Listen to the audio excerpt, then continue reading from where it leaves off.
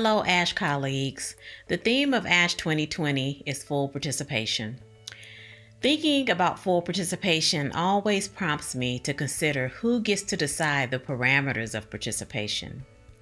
In higher education, these decisions are typically situated with leadership, policies, and practices that historically have never grappled with full participation of Black women.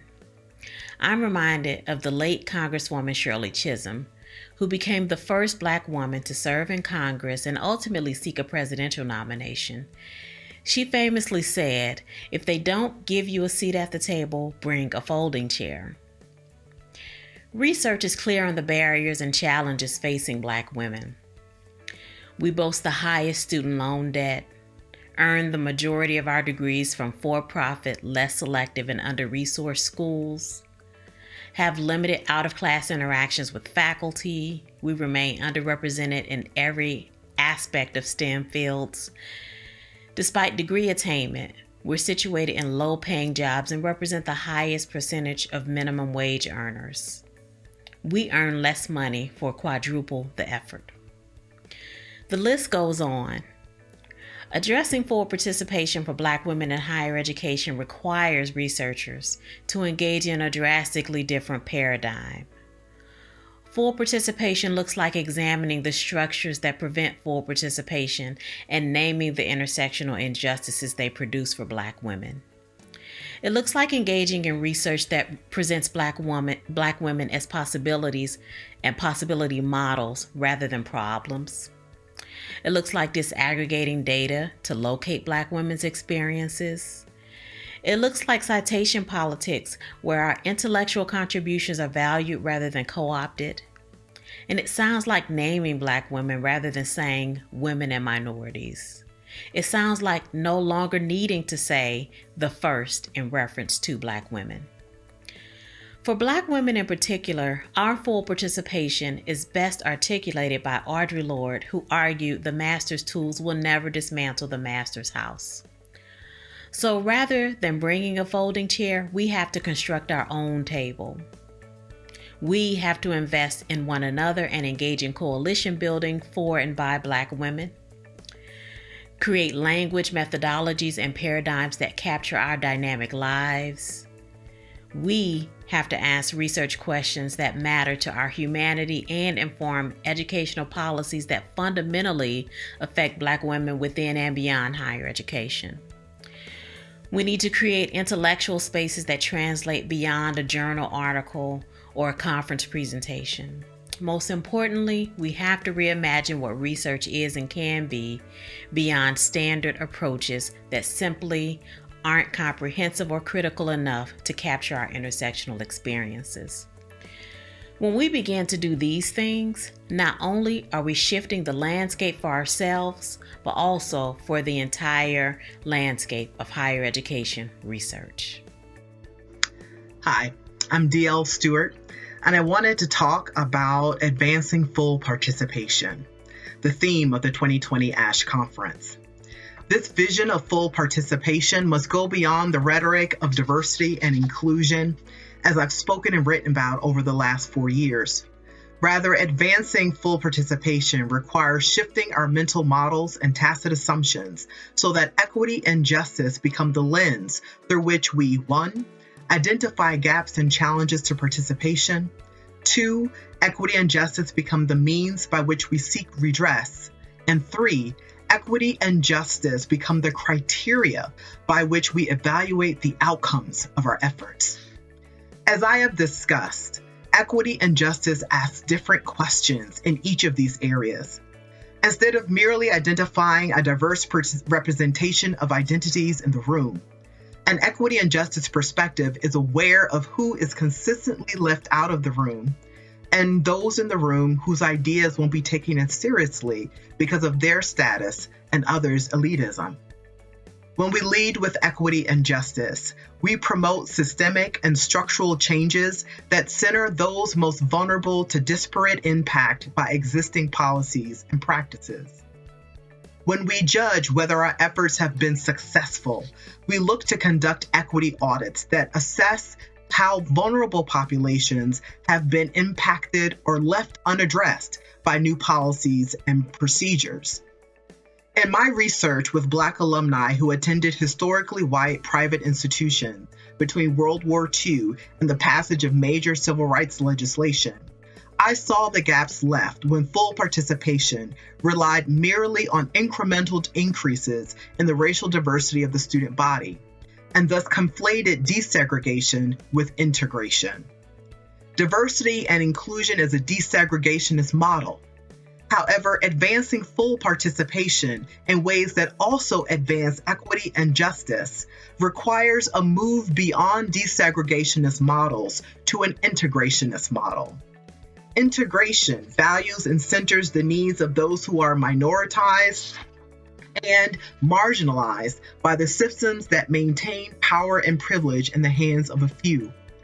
We can advance full participation through equity and justice by realigning our values to demonstrate a concern for and prioritization of how existing systems and structures affect those who are most vulnerable and are caught at the intersections of compounding structures of privilege.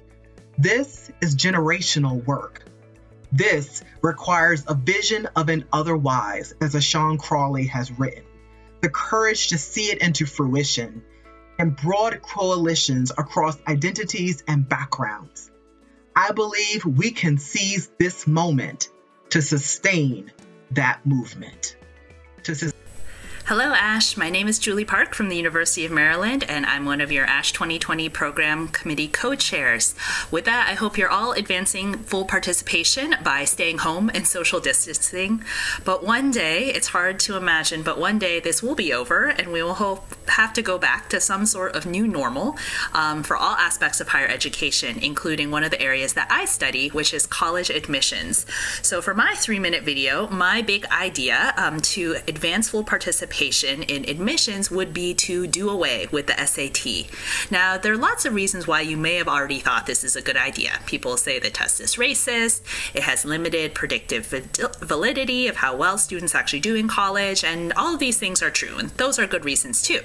But to bring my own research into it, the main reason why I think we should do away with the SAT is because there are too many disparities in how people prepare for the test and also who specifically benefits from test prep itself. So we know, first of all, that there are significant gaps in who takes SAT prep. We know that students who are more affluent, and then also East Asian Americans in particular are more likely to take it.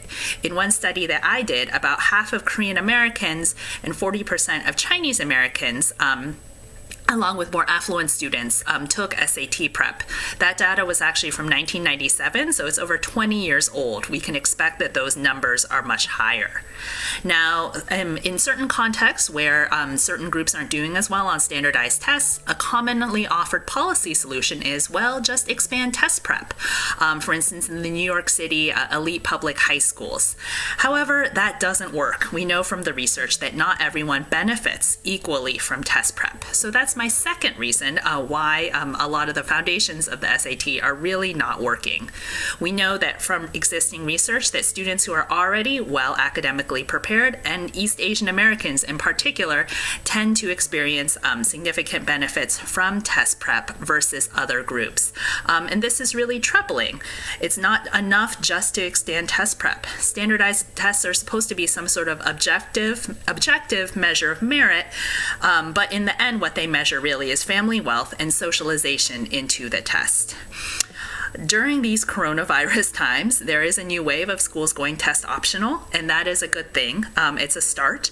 But I think doing away with the SAT altogether would be more equitable and move the dime more on advancing full participation in higher education. So ASHE, stay well, wash your hands. The only type of testing we need right now is more COVID-19 testing. Everyone be well. Hello, everyone. I'm Liliana Garces, Associate Professor at University of Texas at Austin. I want to start this challenge by first defining the concept of full participation. In a racially and ethnically diverse democracy like ours, full participation means having a society where individuals of all races and ethnicities are involved in creating and shaping the policies that govern us all. Yet we know that is not what we currently have. Instead, we have a system of racial hierarchy where the majority of people in those positions of power and influence, like congresspeople, doctors, lawyers, researchers, scientists, are white. And I truly believe in the power of our education system to change this and to promote full participation. Yet we know that often educational systems have often perpetuated the existing system with policies and practices that systematically exclude people of color from those roles. And the legal system has played a very major role in this. With policies like affirmative action, for example, policies that were intended originally to help promote full participation, legal cases have really changed the definition of the policy to protect the interest of whites within the current legal system. And that's to maintain a process of admissions that systematically ensures that predominantly white students continue to attend the most selective institutions that are those pathways to positions of power and influence in our society. In light of this reality, we require two major efforts, one of which is to really help influence the outcome of these legal cases in ways that are informed by research that supports the constitutionality of affirmative action as originally intended, and to show that it's necessary for furthering educational missions. The second is having institutional actors implement and interpret these decisions in ways that are race conscious, that acknowledge the ways that history has shaped our current reality, and how current practices can really perpetuate these racial hierarchies. Legal decisions gain their meaning via individuals who interpret what they mean and implement them on the ground. So to provide just one quick example, when we think about the concept of diversity and educational benefits that come with it, it's important to understand that it's not just about numbers, but it's also about the educational experiences that we provide students, both for students of color to feel fully part of the educational community, but also for white students to understand and address the stereotypes and prejudices that they might have against people of color, and to understand how they may have gained from a system that privileged them throughout their educational journey, and to become invested in changing those very systems. I'm Liliana Garces, and I thank you for listening. Greetings. My name is Tim Eatman, and I serve as the inaugural Dean of the Honors Living Learning Community at Rutgers University-Newark. I'm honored to join my voice into this important project, The Challenge by President Carrie Ann O'Meara, to lift up this dynamic theme, advancing full participation. The title of my reflection and brief story is Full Participation in Honors Colleges. Imagine that.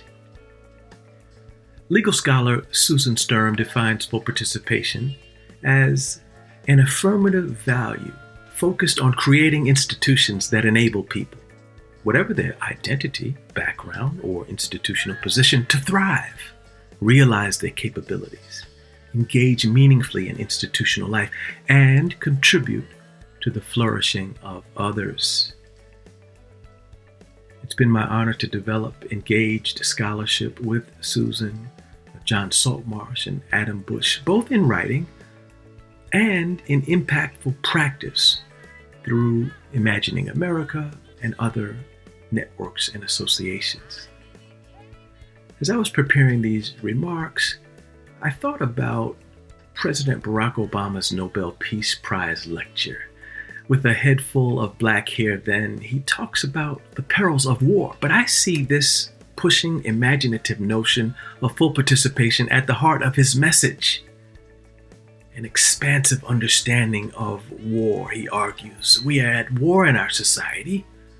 We know this. Consider the deep divisions and the ubiquitous xenophobia. Indeed, Force is necessary in war. President Obama reminds us that even in our offense, we are not makers of war, but wagers of peace. We're seeking to build a just and lasting peace. We know that peace cannot be achieved by the denial of human aspirations, and that an absence of hope can rot a society from within. How do we achieve an expansion of our moral imagination? I believe full participation is a powerful offensive tool in the war against equity and humanity. My work with the Honors Living Learning community, I believe to be an example of full participation in honors colleges and in higher education. One of the features of the model is what we call an intergenerational cohort, where students not only who are graduating from high school, but those who are transferring with community college degrees can be part of the community. There's so many stories I could share, but I share one in closing. A transfer student who went on to Harvard Law School received a very nasty email after his first semester. He texted it to me and we unpacked it. It read, "You know you don't belong here. You're just here because of affirmative action. Why even try? Everyone at Harvard Law School thinks you're a joke, but I guess your section is lucky enough to have a curve boost." Oh my. I'm happy to report that that student is thriving, and I believe it to be in part a result of full participation in practice at Rutgers University-Newark and in our Honors Living Learning community, a place where we focus on revolutionizing honors beyond the simple notion of excellence in standardized testing, of cultivating local talent, and of engaging communities. As I close, I want to confirm that indeed you are hearing music in the background. I've been playing a song by the talented Esperanza Spalding titled Espera. She performed it to open Obama's Nobel lecture. She sings, "People, I almost gave up holding on, watching us give into our fears. I almost believe. I have faith in mankind that we can guide our choices towards a healthy world in time to ease our bind." Let's join together to advance full participation in higher education so that it spills uncontrollably throughout our society.